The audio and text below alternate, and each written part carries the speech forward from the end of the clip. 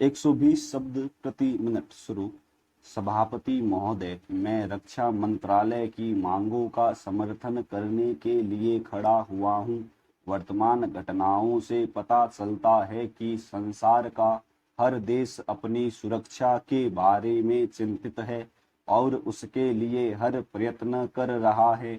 इस दृष्टि से अन्य देशों की तरह हमारे देश में भी रक्षा मंत्रालय का महत्व है।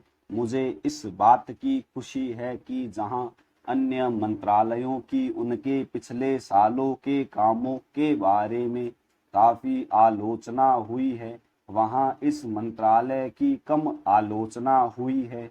इससे पता चलता है कि इस मंत्रालय ने पिछले साल अच्छा काम किया है।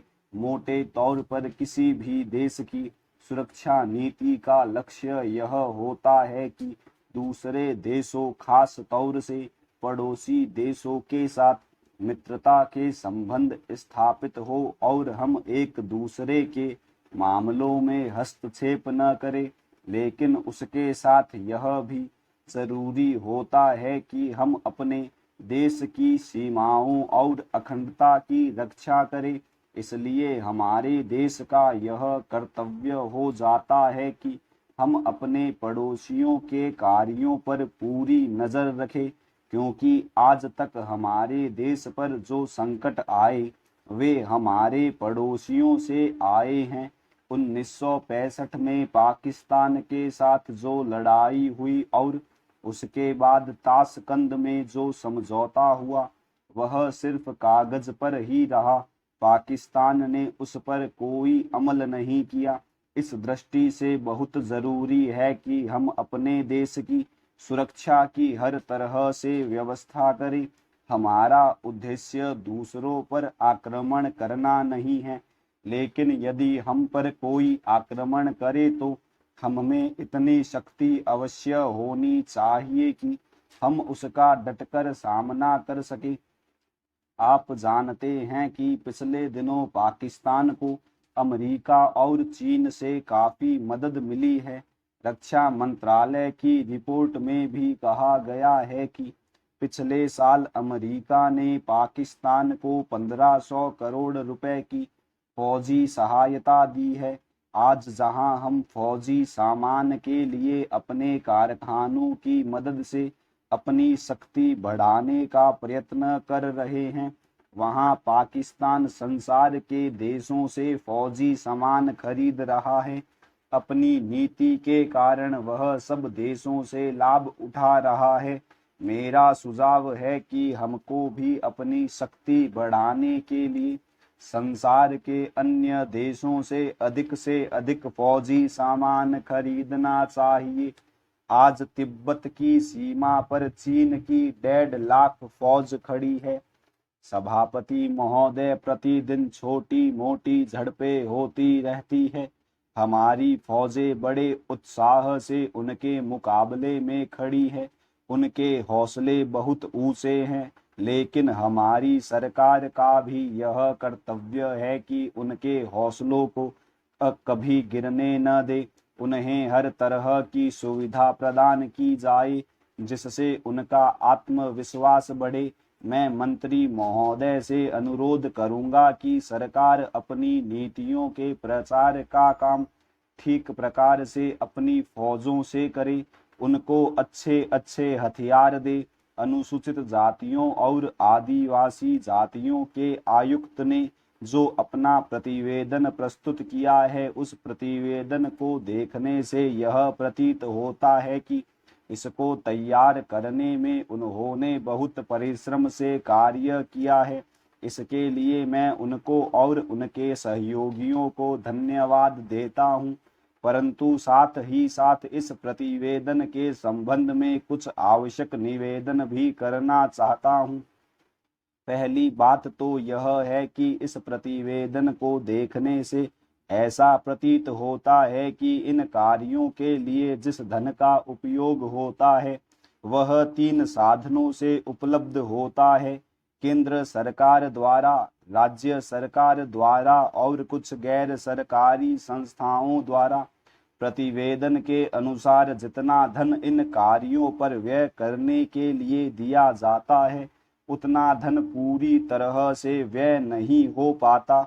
मैं यह नहीं कह सकता कि आवश्यकता से अधिक धन दिया जाता है या कार्यकर्ताओं को वह धन प्राप्त ही नहीं होता जिसके कारण से वह बिना खर्च हुए बच जाता है।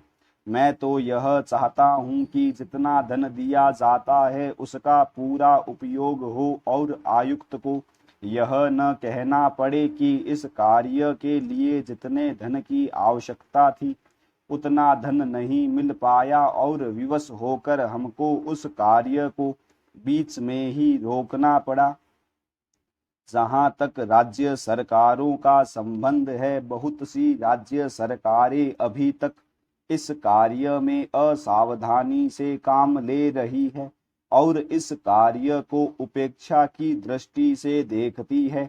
आयुक्त ने इस बात की शिकायत की है कि बहुत सी राज्य सरकारों ने अनेक पत्र भेजने के बाद भी अभी तक अपनी रिपोर्ट नहीं भेजी है। मैं चाहता हूं कि सरकार इस तरफ निष्ठा पूर्वक ध्यान दे। राज्य सरकारों पर दबाव डाला जाए कि वे इस दायित्व के प्रति सचेत हो और आयुक्त को उनके कार्य में पूरा पूरा सहयोग प्रदान करें। सभापति महोदय, किसानों की उपज की आप न अधिक कीमत दे सकते हैं, न अधिक उपजाने के लिए जो साधन देश में उपलब्ध हैं उनकी तरफ आपका ध्यान जा रहा है। जो कुछ आप कर रहे हैं उससे कोई अच्छा भविष्य नजर नहीं आ रहा है। मैं यही कहना चाहता हूं कि आप देखें कि आपके कार्यक्रम में कहाँ त्रुटि है, कहाँ कमी है। आपने कर लगा रखे हैं, आपने जो कर लगाए हैं वे तो लगाए ही हैं। हमारे प्रदेश में तो जमीन पर 25% ज्यादा कर भी लगा दिया गया है। इतना बोझ अगर किसान पर होगा तो उसकी कमर टूट जाएगी। वह पहले से टूटी जा रही है, लेकिन वे इन करों को देने के लिए भी तैयार है। यदि आप उस तरह के साधन उन किसानों के लिए तैयार करें। हमारे उत्तर प्रदेश के कुछ जिले हैं, पूर्वी जिले हैं, जहां पर बहुत बुरी स्थिति है।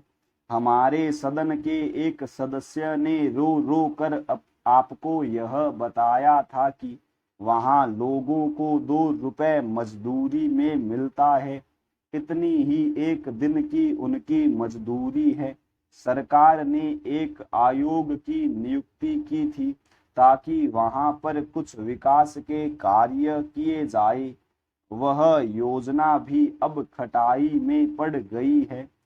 आपका ध्यान इन समस्त चीजों की ओर कैसे दिलाया जाए, कैसे आपका ध्यान इन सभी कठिनाइयों की ओर आकर्षित किया जाए, समझ में नहीं आता है। यातायात के साधनों की स्थिति यह है कि ट्रेनों में दूसरे दर्जे में भीड़ भाड़ का कोई ठिकाना नहीं है, उसकी कोई सीमा नहीं है। हर रोज ऐसा मालूम पड़ता है कि कोई मेला चल रहा है।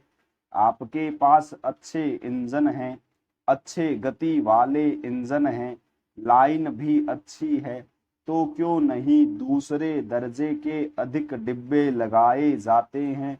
लोगों को कुछ सुविधा मिल जाए, वह काम नहीं किया जा रहा है।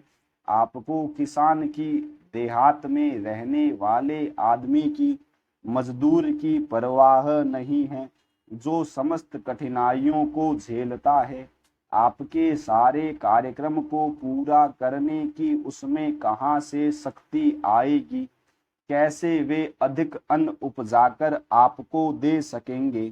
आप इन सब पर सोच विचार करें। आपने बड़े बड़े फार्म बना दिए हैं, क्या उन्हें आपके फार्म से कोई लाभ मिल रहा है? स्टॉप।